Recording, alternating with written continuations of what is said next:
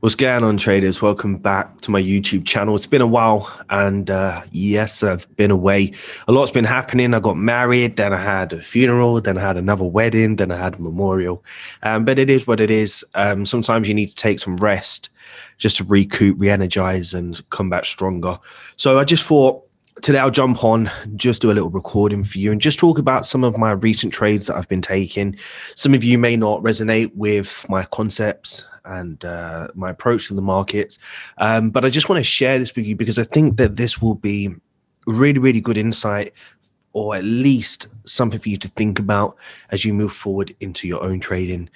So I've done the morning analysis this morning, and you probably would have realized that we've seen some strength from the dollar, from the pound, the euro, and anything against the dollar, should I say. You've probably identified that we've had a really, really sharp move to the upside on most pairs. We're now exhausting those moves, but where that's going, we'll soon find out. But besides the point, we've identified some weakness on the dollar. Now, that's been the case for a while. And if you've been able to jump into some trading opportunities, then, I just want to commend you for that, because here is just an example on Euro USD before I move on to my trades. Once we start to identify price failing to break structural highs, in the back of your mind, what you're thinking is, if we have this bullish move to the upside and price starts to take out these highs here, buyers are entering the markets and sellers are getting stopped out here. Now, I don't want to focus on stop hunts, etc., but you have to think of it this way. If the buyers are buying and sellers are planning to sell from this level, and we finally get a break above this level with either a candle close or at least a strong enough move to the upside, what are we expecting? Well, we're expecting sellers who are selling at resistance to be stopped out and for the buyers to continue on their buys or enter new positions. Once we see price failing to break above these highs here, what we're now looking at is a failure to break above. So this could then illustrate to us that buyers are now taking profits, bearish orders are stepping into the market, and what we need to do is confirm that by identifying strong momentum or body closes. Once price does this, what we're looking for then, traders, is targets to where we think price is going to come back to, and that's always going to be some of our major lows or major highs. Again, we had the same process here. Sellers were involved in the markets. If we were going to see this market go down, we're going to start to see price taking out some of these structural lows here, triggering new sell orders and potentially stop losses from buyers who are coming into the market. Here we have a level in the market where we're showing bullish momentum with a failure to break above. And what do? We want to mark that level to identify where price is failing to break above. And then what do we see? A bullish close, indicating bullish behavior and a very, very high chance that price will come back to these highs. Now, this process of trading is broken down into 3 steps. And the first steps you're going to be looking for when trading this approach is not a strategy. It is just simple concepts you need to understand. This is how the market moves.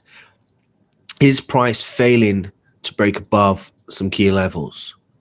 If it is, there's a high chance that price will continue pushing bearish. But in order to see price pushing bearish, what do you need to see price do? You need to see price taking out structural lows. If price is in a downtrend and you see price making lower lows or lower highs, or in an uptrend making higher highs and higher lows, and then you start to see here multiple wick rejections, price then creating a resistance where it's failing to break above and break below, then you need to say to yourself, if price starts to break above, there's a very high chance we're going to continue pushing bullish. These are the scenarios you want to be looking for as a trader. If you're not looking to take trades on the reversals, then what you're looking for the market to do is simply create a trend that you can identify that is clear. Look for those multiple wick projections. And let's bring this back down. Look for the multiple wick rejections here, and then simply just wait for the momentum to start shifting. Take out the structural lows where the buyers are sitting. Look for the break close below to indicate sell sentiment here. And then what are you looking for? Just a retest and continuation. And these, my friends, are the patterns that you need for trading. There is not many more scenarios that you're going to need to be worried about when it comes to market structure and really keeping things simple. You're looking for areas where price is failing to break above. You're looking for where price is potentially going to exhaust/reverse, or you're looking for price to take out structural lower highs or higher lows. That is it. 3 scenarios. Take a note of this, take a screenshot. I'll even move the cursor for you because this is the most important thing you're going to need as a structural-based, behavioral-based trader. What do I mean by that? Just how the market moves. So here we have this scenario. So keeping this in mind, let's say you could look at USD CAD. Some of my first trades that I took as of last week here, you probably can see this one here. This is on USD CAD. I believe this one was last week. Yeah, it was. Now, the overall sentiment of this market is pushing bearish. What I'm expecting in a bearish structure here is price to create lower lows and lower highs. And I'm not expecting price to take out a lower high. And I'm certainly not expecting price to take out the previous lower high. So in the scenario here, we have price creating those lower lows and those lower highs. We have a level here in the market where price is creating that lower high. Now, in a very strong push phase in any market structure, what we're expecting the market to do eventually is create an exhaustion. Why? Because that's how the market moves. You have your push phases, you have your exhaustion phases, and your push phases. Now, what I'm identifying here when I'm taking this trade is a couple of things. The downtrend.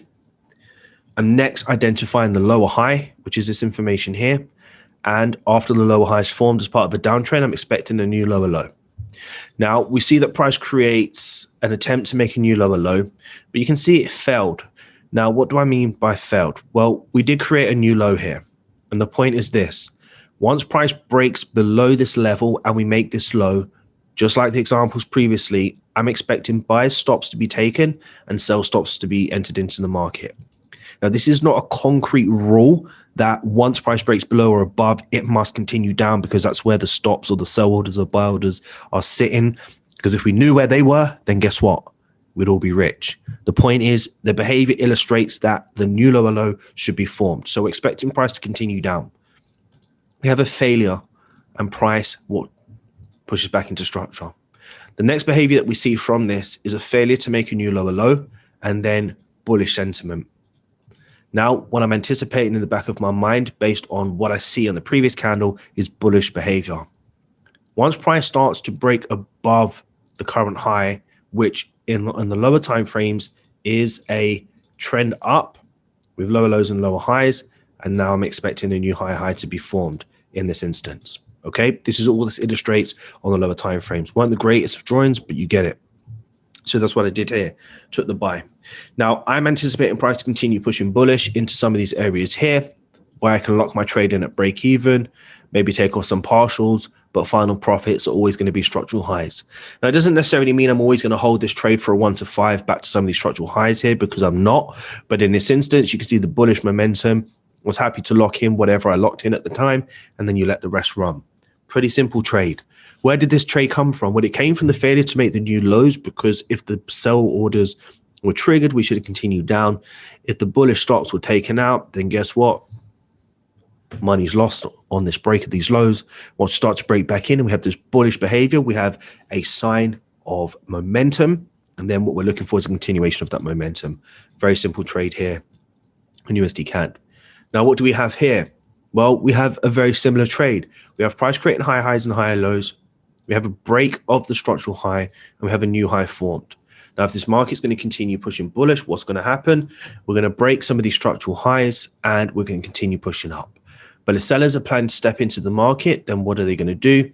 They're looking to sell from resistance or your supply and demand levels, which I'm not a fan of at all. So what am I waiting for? Well, I'm just going to wait patiently. If I'm not in on the buys for whatever reason, I'm not looking for sells. But what I am doing is I'm going to start to gather the information that I see that develops in front of me.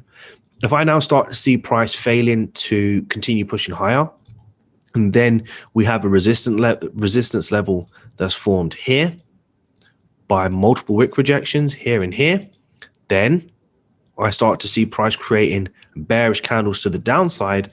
I now can gather that this is a very strong push phase in anticipation of an exhaustion Included in that, we add confluence, which is the wick projections, where buyers probably stepped into the market a bit too late, or buyers are taking profits, sellers are stepping into the market. And how do I identify that? Strong momentum candles here and here. Look for the break of the structural lows to show signs of the momentum. And then what are we doing? We're looking for targets back at some of these major lows for break-even trades, management levels, and then final targets we're looking for in and around these levels here. Very simple concept, nothing too difficult here. We don't have to worry about who's doing what, what's doing what. It's just the same process, because after a push phase, we have an exhaustion, multiple wick rejections, bearish candle, close, and then you have it, Bob's your uncle. Now, gold trades, here we have it again. These were taken yesterday. We have a key level in the market where we see multiple wick rejections. If the trend is up, we expect price to break these highs and continue pushing bullish. If sellers are selling this and price does not break above, there's a sign that there's going to be a potential reversal or depletion in this market. And if buyers are not managing to break above because they've either taken profits or stepping out of the markets, then we're going to start to see sell pressure. What am I looking for here? I'm looking for wick rejections, indecisions, bearish candles to support why this is a good sell zone in the market. And then anticipating that if we start to see bearish candle closes, we'll start to see a continuation of that. And then in order for me to enter into this trade, I'm entering on the break of these structural lows. Why? On the lower time frames, what we start to develop before we even see it on the 15-minute is structural lower lows and lower highs, with price creating a failure to break above. And then now what I'm anticipating from a lower time frame perspective is a new downtrend to form. That's the reason why I entered this trade here. Now, looking at the buy that I took yesterday, which was a 1-to-2 risk reward ratio trade, here you can see a very strong bearish momentum move. What do we see? See huge wick rejection. Does that mean buyers are stepping into the market? Don't know, and I don't really care. But what I do know is after a very big push phase, there's a very high chance that we're going to correct that move. Everybody should know this. We don't need to do the mathematics here. After a very strong push phase, price is either going to retrace the candle's movement or we're going to have an exhaustion. It's very, very rare that you see price continue pushing bearish in this fashion without eventually exhausting. So I have that in the back of my mind. We're starting to now build a picture. Once price exhausts, we can see price attempt to continue to push lower. If we're going to push lower, we're going to push all the way back down into this wick here, and we're going to continue bearish, which we failed to do. We have a wick rejection indicating bearish sentiment failing, indicating bullish behavior. And what am I looking for? I'm looking for the next candle to turn bullish. If we break above these highs, anticipate that there's a very high chance we're going to come back to the bottom of the consolidation, or at least bare minimum, the top of the consolidation. And as you can see here, this is what's happened. Now, as I'm taking exhaustion trade, I'm not going to hold this for more than 1 to 2, in some instances 1 to 3. But after a 1 to 3 winner here and a 1 to 2, I'm calling it a day at 5R. But this is a reason for taking this trade. So we gather the wick rejection, the failure to continue to push back into this wick rejection indicating bearish depletion, and then bullish candle breaking above the high indicating bullish behavior in the market. A very, very simple trade. Here we have another trade idea on gold, as you can see this morning, identical to what we see here. We see a very strong push phase. And what are we looking for? This is a trade that members in my community took. Absolutely gorgeous trade here. This was a trade that I was going to take, but I decided to go for USD Swiss franc instead. And as you can see here, what do we expect the markets to do? Continue pushing bullish back into these structural highs. Why? We have the multiple wick rejections to break above the high, candles to turn bullish, break above, continue higher. There you go, Bob's your uncle. What do we have here? Same scenario, but we're not going to talk about that one. Let's take a look at my trade here on USD Swiss franc. Almost identical to everything that I've spoken about today. Actually, a pretty phenomenal trade here on USD Swiss franc. Pretty phenomenal trade. Okay.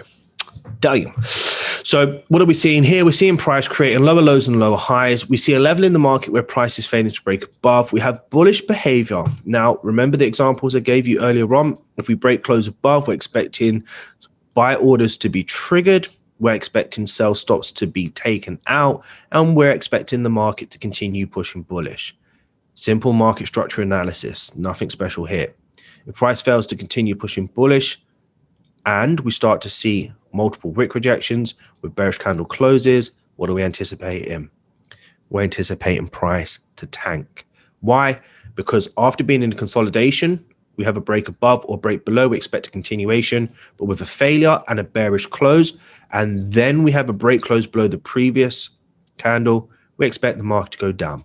Link it with the time that you're trading, which is pre-London open, and the volume of this bearish candle comparable to the candles to the left after this behavior, which is a breakout and break back in.